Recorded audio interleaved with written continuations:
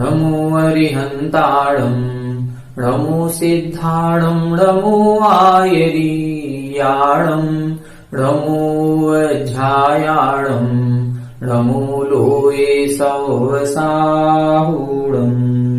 यस्य स्वयं स्वभावाप्ति प्रभावे कृष्णकर्मणः तस्मै संज्ञानरूपाय नमोस्तु परमात्मने। 1008 श्री मूलनायक आदिनाथ भगवान की जय। द्वासांग जिनवाणी माता की जय। आचार्य श्रेष्ठ आचार्य गुरुवर श्री 108 पूज्यपाद महाराज की जय। आचार्य श्रेष्ठ आचार्य गुरुवर श्री 108 विद्यासागर जी महाराज की जय। जगत पूज्य निर्यापक श्रमण मुनि पुंगव श्री 108 सुधा सागर जी महाराज की जय। समस्त मुनि संघ की जय। आलोक मोदी स्वाध्याय सुधा यूट्यूब चैनल पर आप सभी दर्शकों का हार्दिक स्वागत, हार्दिक अभिनंदन। इष्टोपदेश ग्रंथराज जी की स्वाध्याय की इस श्रृंखला में पिछली कक्षाओं में हमने ये समझा था कि स्व और पर के अंतर को कैसे जाना जाता है। भेद विज्ञान को जो जीव जानता है वही जीव मोक्ष के सुख को निरंतर जानता है। अब भेद विज्ञान को कैसे समझें, तो आचार्य महाराज ने बताया था कि गुरु के उपदेश से, अभ्यास से और आत्मसंवित्ति से भेद विज्ञान को जाना जा सकता है। गुरु कौन है? हमारी आत्मा ही आत्मा की गुरु है। फिर अन्य ये लौकिक जो शिक्षक आदि होते हैं ये कौन है? तो ये तो निमित्त मात्र हैं। ये जैसे गमन करने में धर्मद्रव्य सहकारी होता है, वैसे ही ये भी हमारे ज्ञान को, जो आवरण पड़ा हुआ है ज्ञान पर, उस आवरण को दूर करने में निमित्त हैं। वास्तविकता में तो ज्ञान हम स्वयं ही प्राप्त करते हैं, स्वयं ही उस ज्ञान अर्जन के लिए प्रेरित होते हैं। इसलिए हमारी आत्मा ही आत्मा की गुरु है। अभ्यास कैसे करें? तब अभ्यास के लिए बताया था जिसके मन में चंचलता नहीं हो, जिसकी तत्व में रुचि हो, एक ऐसा योगी एकांत स्थान में जाकर के आलस्य का त्याग करके अपनी आत्मा का ध्यान करे। अब कैसे पता चलेगा कि हम अपनी आत्मा की उपलब्धि कर पा रहे हैं या नहीं कर पा रहे हैं? हम अध्यात्म प्रेमी तो हैं, लेकिन हम अपने आत्मा के ध्यान में उतर पा रहे हैं कि नहीं? हम अपनी आत्मा की ओर कितना अंदर तक गए हैं, इसकी जानकारी हमें कैसे मिले? तब उन्होंने आत्मसंवित्ति, उसकी पहचान बताई थी कि जैसे जैसे सुलभ विषय भी रुचिकर नहीं लगेंगे, समझ लेना हम अपने आत्म तत्व की ओर बढ़ रहे हैं। और जैसे जैसे हम अपने आत्म तत्व की ओर बढ़ेंगे, निश्चित रूप से विषय भोगों से रुचि हमारी घटेगी। कैसे विषय भोग? जो हमें प्राप्त नहीं हो पा रहे हैं वो नहीं, जिनको हम प्राप्त नहीं कर पा रहे हैं अपनी आर्थिक समस्या के कारण से या अन्य किसी समस्याओं के कारण से, जो विषय भोग हमें सुलभ नहीं हो रहे हैं उनकी बात नहीं कर रहे हैं। उनसे रुचि तो किसी की भी घट जाती है। जो सुलभ विषय हैं उनसे भी रुचि यदि हमारी घट रही है तो समझ लेना कि हम अध्यात्म की ओर बढ़ रहे हैं, हमारी आत्मा में रुचि जागृत हो रही है।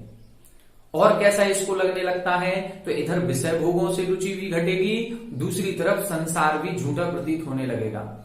उसको ऐसा लगने लगेगा जैसे ये संसार बिल्कुल इंद्रजालीय जादूगर के समान होता है। जैसे जादूगर अपना जादू दिखाता है, वास्तविकता कुछ नहीं होती है, उसकी कला का प्रदर्शन है, और हमारी नजर में ऐसा हमको लगता है जैसे ये वास्तविक हो रहा है, लेकिन वास्तविकता में वो सच्चा नहीं होता है। ऐसा उसको संसार लगने लगता है। उसका किसी भी काम में, संसार के कार्यों में मन नहीं लगता। वो हमेशा एकांत स्थान को ढूंढता है। उसको अपने आत्मलाभ की रुचि जागृत होती है, इसलिए वो अन्यत्र कहीं भीड़ भाड़ वाले स्थान में जाता है तो उसको संताप होता है। वो इच्छति एकांत संवासम, वो एकांत में रहना चाहता है। कौन? जिसको अध्यात्म में रुचि हुई है, जिसको आत्म तत्व की प्राप्ति की जिज्ञासा उत्पन्न हुई है, ऐसा जीव, ऐसा अध्यात्म योगी। अब ऐसा योगी जब अपनी आत्मा के ध्यान में डूबता है, जब वो शुद्धोपयोग में जाता है, तब उसकी ऐसी स्थिति बनती है कि वो अपने शरीर का भी ज्ञान नहीं रख पाता है। उसको शरीर का कुछ भी अनुभव उसको नहीं होता है। किम इदम, कीदृशम, कस्य, कस्मात, क्वा, कितने सारे क्वेश्चन मार्क उठा दिए। किम इदम, यह क्या है, कैसा है, किसका है, किस कारण से है, कहां है, ये सारी चीजें जो हम अन्य जीवों के बारे में जानकारी रखने के लिए प्रश्न पूछते हैं, ऐसा उसका अपने शरीर के बारे में भी कोई भी ज्ञान नहीं रहता है। मतलब वो शरीर के विषय में पूर्ण रूप से अज्ञानी हो जाता है। अब आगे के श्लोक में यही बता रहे हैं। अभी तक हम ये सोचते हैं कि मोक्ष जाने के लिए ज्ञान की आवश्यकता होती है। हमें मोक्ष कब प्राप्त होगा? जब हमें ज्ञान होगा। अभी अगले श्लोक में बता रहे हैं ज्ञान नहीं, अज्ञान भी मोक्ष का कारण बन सकता है। अज्ञान से भी मोक्ष होता है। वो कौन सा अज्ञान है? किसके संबंध में अज्ञान होना चाहिए जो हमारे मोक्ष का कारण बनेगा? आइए अगला श्लोक अपन पढ़ते हैं। पहले उच्चारण करें, फिर इसका अर्थ समझते हैं।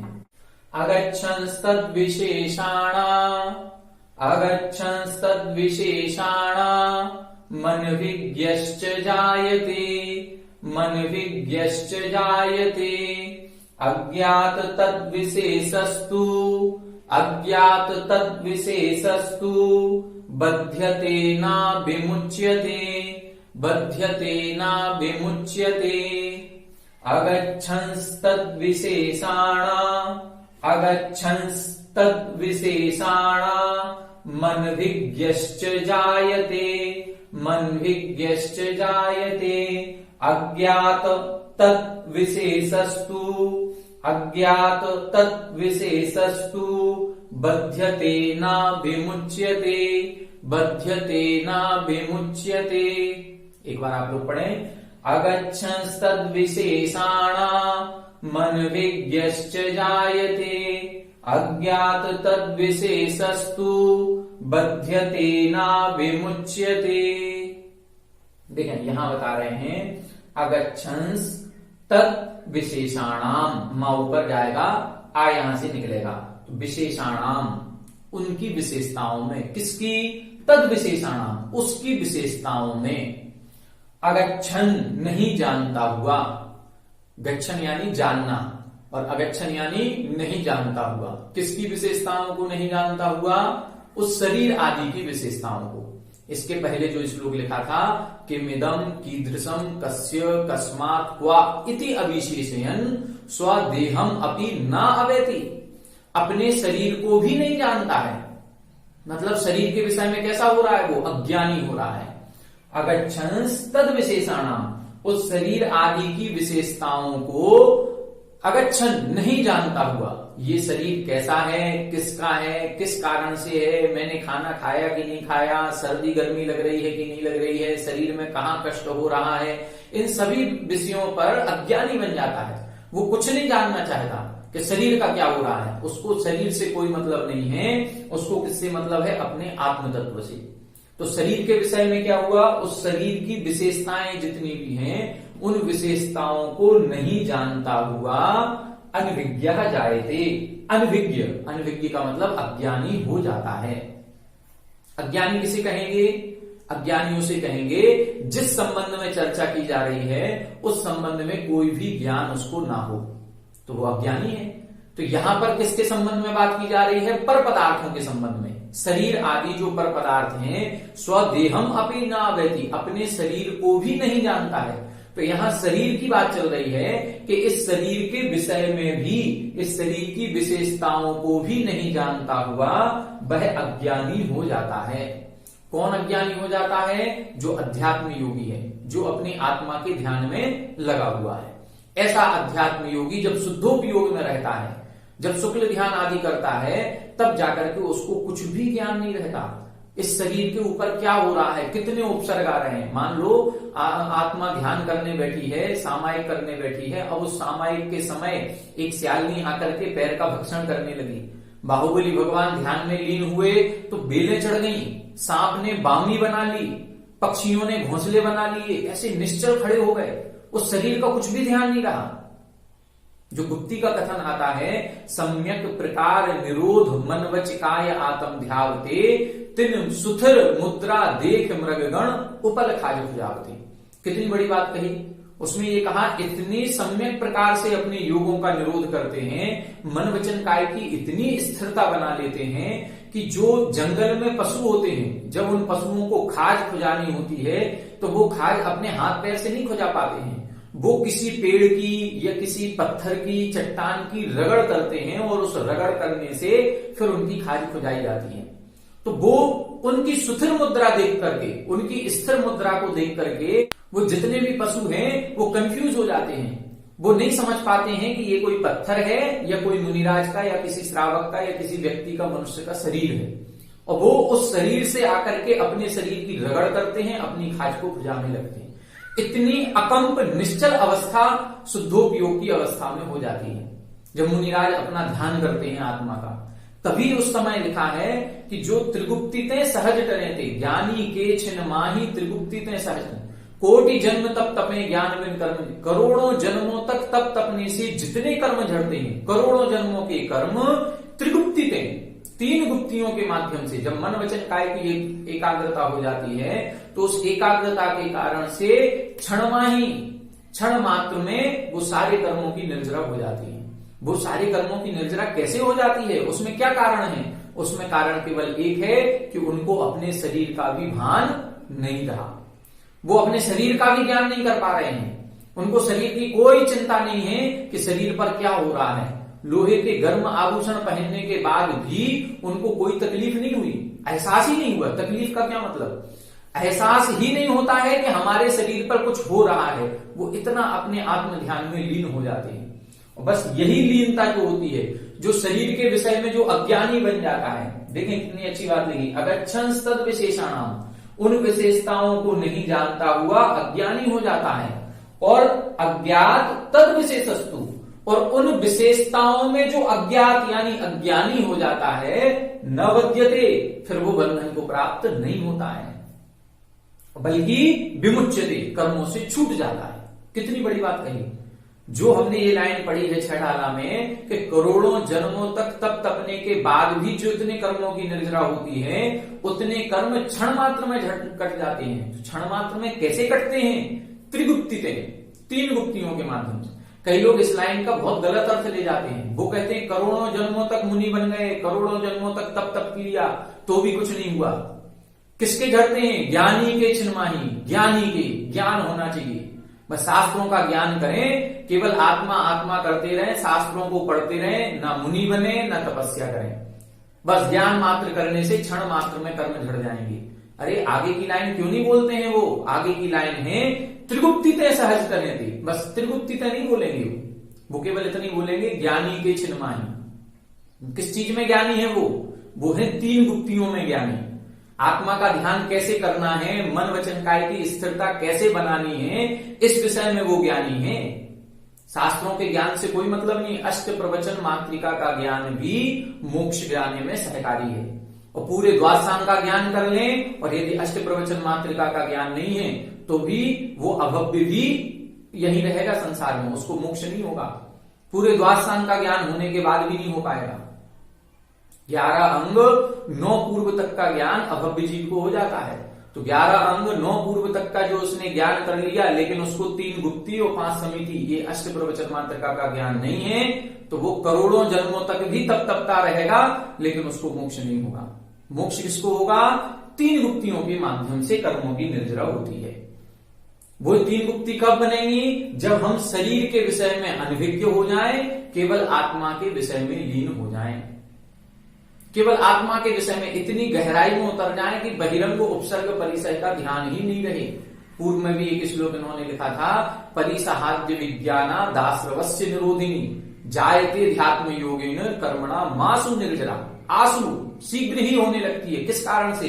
परिसह आदि अविज्ञाना, परिसह और उपसर्ग का ज्ञान नहीं होने से संवर को रोकने वाली निर्जरा शीघ्र ही होने लगती है। यहां बता रहे हैं कि अज्ञान भी निर्जरा का कारण हो सकता है, और ज्ञान भी बंधन का कारण हो सकता है। देखो कितनी बड़ी बात कह रहे हैं। यदि हमें अपनी आत्मा के संबंध में ज्ञान है तो निर्जरा होगी, और शरीर के संबंध में ज्यादा ज्ञान है तो बंधन होगा। यदि शरीर के विषय में हम अज्ञानी बन जाते हैं, पर पदार्थों के विषय में अज्ञानी बन जाते हैं, तो हम न बध्यते विमुच्यते, बंधन को प्राप्त नहीं होंगे बल्कि छूट जाएंगे। अब सोचें जरा, इन पर पदार्थों के विषय में अज्ञानी होना भी कितना लाभप्रद है। अभी हम लोगों ने ये पढ़ा कि केवल ज्ञान करो, ज्ञान करने से ही मोक्ष की प्राप्ति होगी। यहां वो उल्टा बता रहे हैं। इधर कह रहे हैं ज्ञान की जरूरत नहीं है, यहां अज्ञानी बनना है। किसके विषय में? पर पदार्थों के विषय में।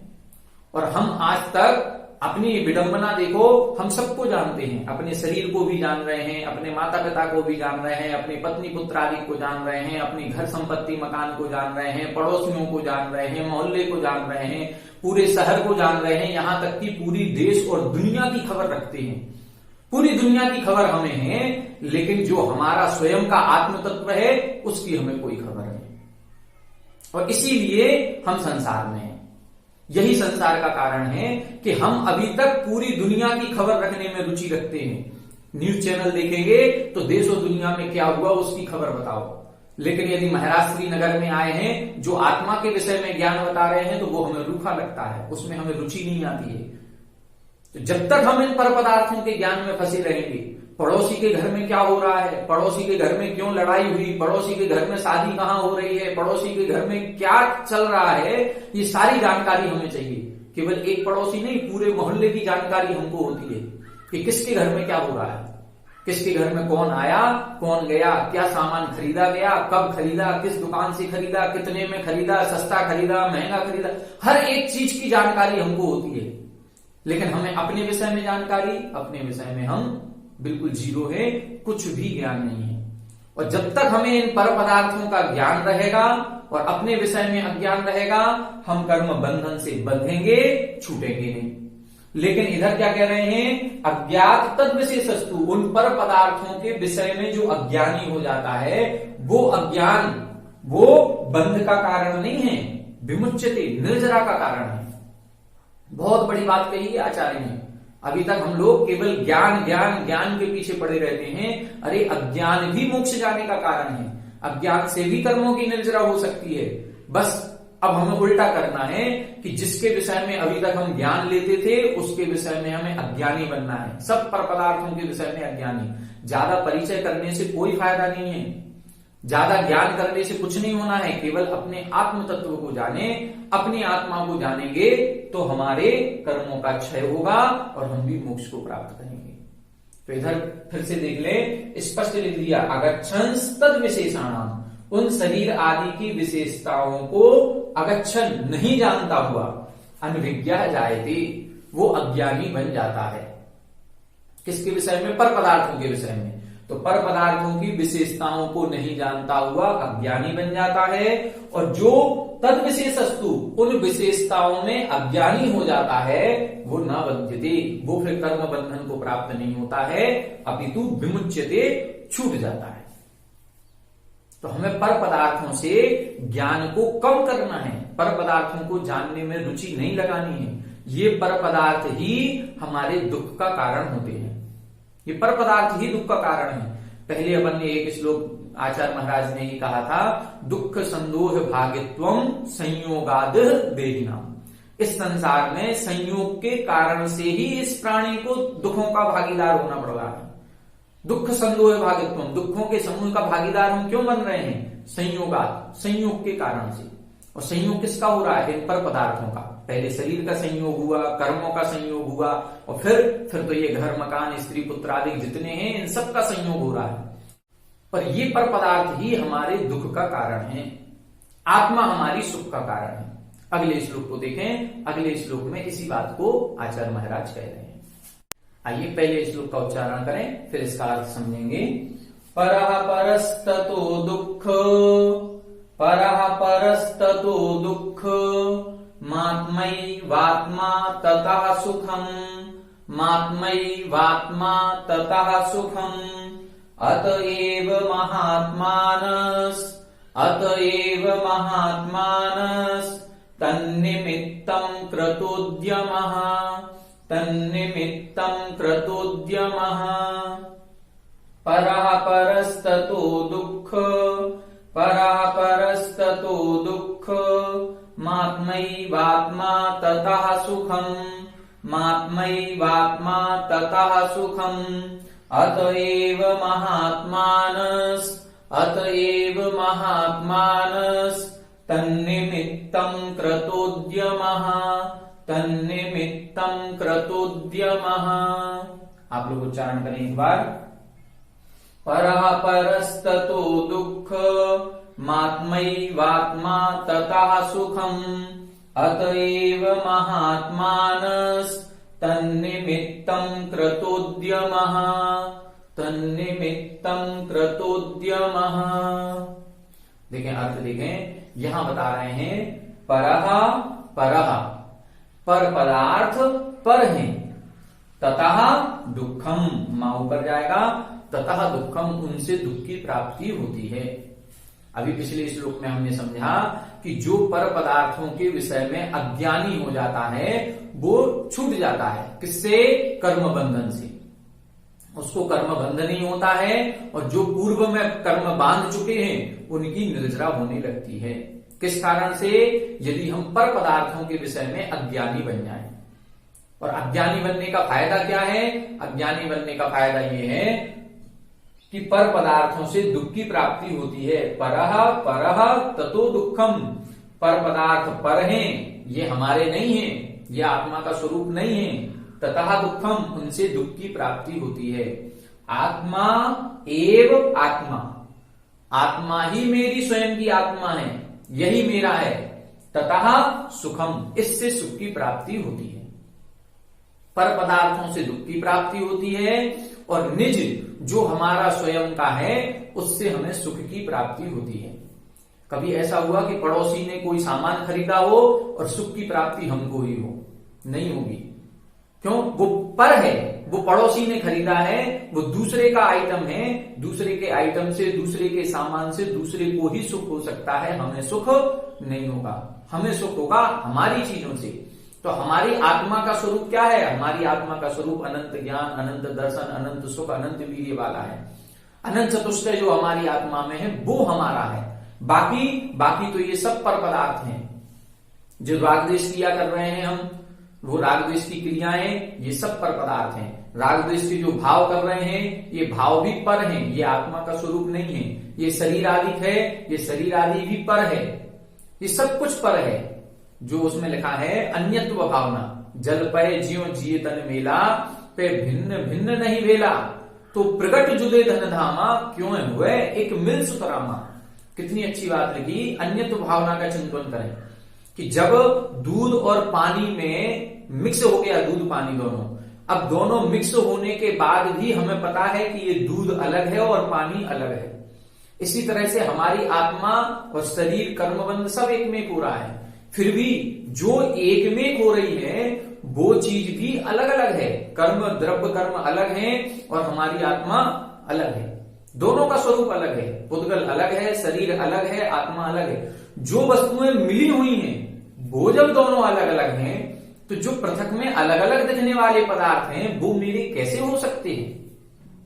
जो प्रत्यक्ष में धन धामा सुतरामा, धन, मकान, पुत्र, पत्नी आदि, ये तो अलग ही दिख रहे हैं। ये मकान अलग दिख रहा है, पत्नी पुत्र अलग दिख रहे हैं, ये मेरे कैसे हो सकते हैं? ये सब पर पदार्थ हैं, और ये पर पदार्थों से ही दुख की प्राप्ति होती है। जो हल्का फुल्का सुख हमें नजर आ रहा है वो सुख नहीं है, वो सुखाभास है। वो सुख का आभास हो रहा है, वो वास्तविक सुख नहीं है। यहां तो वास्तविक सुख की बात कर रहे हैं कि पर पदार्थ पर हैं, तथा दुखम, उनसे दुख की प्राप्ति होती है। आत्मा एवं आत्मा, आत्मा ही मेरी स्वयं की निजी आत्मा है, तथा सुखम, उससे ही हमें सुख की प्राप्ति होगी। तो क्या करना है? अतएव का मतलब इसलिए महात्मानः, जितने महात्मा पुरुष हैं, तन्निमित्तम कृतोद्यमः, जितने महापुरुष होते हैं, तन्निमित्तम, उस आत्म तत्व की उपलब्धि के लिए ही कृत उद्यमः, उद्यमशील होते हैं, प्रयास करते हैं, प्रयत्न करते हैं। किसके लिए प्रयत्न कर रहे हैं? अपन ने एक छेड़ाला में लाइन पढ़ी होगी, जित्र भुवन में जीव अनंत, सुख चाहे दुख ते भयवंत। सुख चाहते हैं, दुख से डरते हैं। तो अब हमें ये चीज देखना है कि जब हम सुख चाहते हैं और दुख से डरते हैं, तो जिन वस्तुओं से दुख की प्राप्ति होती है उनको छोड़े, और जिससे सुख की प्राप्ति होती है उसको अपनाएं। तो यहां क्या बता रहे हैं? परः परः ततः दुखम, पर पदार्थ जितने हैं उनसे ही दुख की प्राप्ति होती है, और आत्मा हमारी है, उस आत्मा से सुख की प्राप्ति होती है। तो अब हमें किस ओर प्रयत्न करना है? सुख प्राप्त करने के लिए प्रयत्न करना है। आत्म को हित है हित सो सुख आकुल ताविल कहिए। आत्मा का कल्याण सुख में है, और वो सुख आकुलता से रहित होता है। आकुलता मोक्ष मार्ग में नहीं है, शुद्धोपयोग में नहीं है, शुक्ल ध्यान में नहीं है। आत्मा में जब हम लीन होते हैं तब वहां आकुलता नहीं होती, इसीलिए वहां सुख की प्राप्ति है। तो अतएव महात्मा, इसलिए जितने महात्मा पुरुष हुए हैं, जितने साधु हुए हैं, जितने 63 सलाह का पुरुष हुए हैं, जितने 169 महापुरुष होते हैं, ये सारे के सारे तन निमित्तम कृतोद्यम, उस आत्म तत्व की उपलब्धि के करने के लिए ही प्रयत्नशील होते हैं। जितने साधु बनते हैं, ये मुनिराज क्यों बने, ये साधु क्यों बने, इन्होंने संसार क्यों छोड़ा, इस आत्म तत्व की उपलब्धि के लिए। जो संसार विषय सुख होता तीर्थंकर क्यों त्यागे, यदि संसार में सुख होता तो तीर्थंकर नहीं छोड़ते। कोटि 18 घोड़े छोड़े 84 लख हाथी इत्यादि संपत्ति बहु तेरी जीर्ण तृण सम त्यागी। ये चक्रवर्तियों ने इतनी बड़ी संपदा होने के बाद क्यों छोड़ दी, ये सब पर पदार्थ हैं, उनको ये ज्ञान हो गया कि ये सब पर है, मेरी आत्मा ही मेरी आत्मा है, इसलिए सब कुछ छोड़ दिया। सब पर पदार्थों को छोड़ करके अपने आत्म तत्व की को प्राप्त करने का उन्होंने प्रयत्न किया। हमें भी क्या करना है, इन पर पदार्थों को छोड़ने का प्रयास करना है। जितना अधिक हो सके इन पर पदार्थों से ममत्व को कम करें। पहले भी उन्होंने बताया था, सममो निर्ममः क्रमात् बध्यते मुच्यते जीवा सममो निर्ममः। सममो ममत्व सहित होने से बंध है और ममत्व रहित होने से निर्जरा है। तो अब हमें यह समझना है कि हमें बंध को प्राप्त होना है या निर्जरा को प्राप्त होना है। बंध को प्राप्त होना है तो इन पर पदार्थों को जानने में लगे रहें। पर पदार्थों का ज्ञान होगा तो बंध होगा, पर पदार्थों का ज्ञान होगा, पर पदार्थों में ममत्व रखेंगे तो दुख होगा। और यदि हमें सुख चाहिए है तो इन पर पदार्थों से ज्ञान से रहित हो जाएं, इन पर पदार्थों के ज्ञान में रुचि ना दिखाएं, इनके विषय में पूर्ण अज्ञानी बन जाएं। और जैसे ही हम इन पर पदार्थों के विषय में अज्ञानी बनेंगे, अपने आत्म तत्व को जानने की रुचि दिखाएंगे, आत्म तत्व को जानेंगे, हमें सुख की प्राप्ति होने लगेगी। यही एकमात्र उपाय है। इसीलिए जितने महात्मा पुरुष हुए हैं उन सभी ने इसी आत्म तत्व को प्राप्त करने के लिए प्रयत्न किया है। आज की कक्षा में हमने 2 श्लोक समझे, बड़े ही महत्वपूर्ण श्लोक हैं। अभी तक हम ये समझते थे कि ज्ञान करने से ही मोक्ष की प्राप्ति होती है। यहां पूज्यपाद आचार्य कह रहे हैं अज्ञान भी मोक्ष प्राप्ति का उपाय है। अज्ञान से भी आत्मा को शुद्ध किया जा सकता है। बस अब अंतर क्या है, अंतर ये है अज्ञान हमें किस विषय में रखना है, पर पदार्थों के संबंध में हम जितना जितना अज्ञानी होंगे हम उतना उतना कर्म बंध से छूटेंगे, और आत्मा के विषय में जितने हम ज्ञानी होंगे उतनी उतनी हमारी कर्म निर्जरा होती जाएगी। पर पदार्थ पर हैं, इनसे दुख की प्राप्ति होती है। आत्मा को जानने से, आत्मा के निकट आने से सुख की प्राप्ति होती है। इसीलिए जितने महात्मा पुरुष हैं उन्होंने उस आत्म तत्व को प्राप्त करने के लिए ही प्रयत्न किया है। आज की कक्षा में ये 2 श्लोक पढ़े, आगे की कक्षा में आगे के श्लोकों का अर्थ समझेंगे। आप सभी हमारे साथ बने रहें। सभी को जय जय।